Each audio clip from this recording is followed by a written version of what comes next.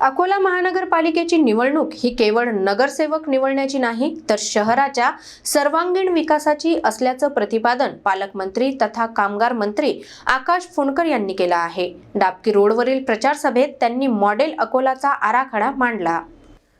अकोला शहराला पुढील 5 वर्षात समस्यामुक्त करून राज्याला हेवा वाटावा असा सर्वांगीण विकास साधण्याचा निर्धार पालकमंत्री तथा कामगार मंत्री आकाश फुंडकर यांनी व्यक्त केला आहे।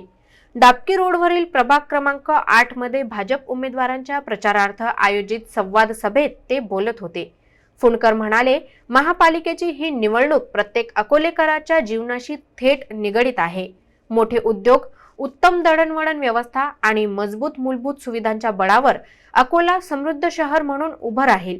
पंतप्रधान नरेंद्र मोदी आणि मुख्यमंत्री देवेंद्र फडणवीस यांच्या नेतृत्वाखाली अकोला महानगरपालिकेला आतापर्यंतचा सर्वाधिक निधी मिळणार असून त्यासाठी भाजप, राष्ट्रवादी, अजित पवार युतीची सत्ता आवश्यक असल्याचं त्यांनी स्पष्ट केलं।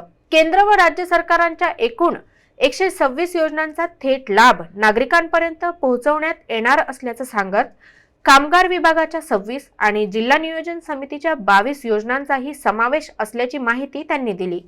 महिलांसाठी लखपती दीदी संकल्पनेतून बचत गटांना आर्थिक बळ देण्याचाही निर्धार व्यक्त करण्यात आला। मॉडेल अकोला अंतर्गत स्वच्छ शहर, शुद्ध पाणी पुरवठा, MIDC विस्तार, रोजगार निर्मिती आणि प्रत्येक प्रभागात उद्यानांची उभारणी यावर भर देण्यात येणार असल्याचं फुंडकर यांनी सांगितलं।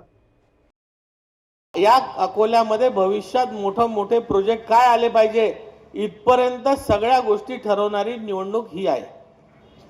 मग याच्यामध्ये आपल्या भागात रोगराई व्हायला नाही पाहिजे म्हणून स्वच्छ अकोला असलं पाहिजे। आम्ही ठरवलं की या भागामध्ये एक मोठं गार्डन, कॉम्पिटिटिव्ह एक्झाम चा अभ्यास करणारी एक मोठी अभ्यासिका या भागात बनवली पाहिजे।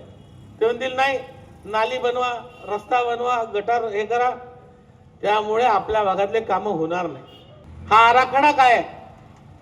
तर आमच्या अकोल्यातल्या महिला सुरक्षित असल्या पाहिजे, आमच्या अकोल्यातल्या पुढच्या पिढ्या सुरक्षित असल्या पाहिजे।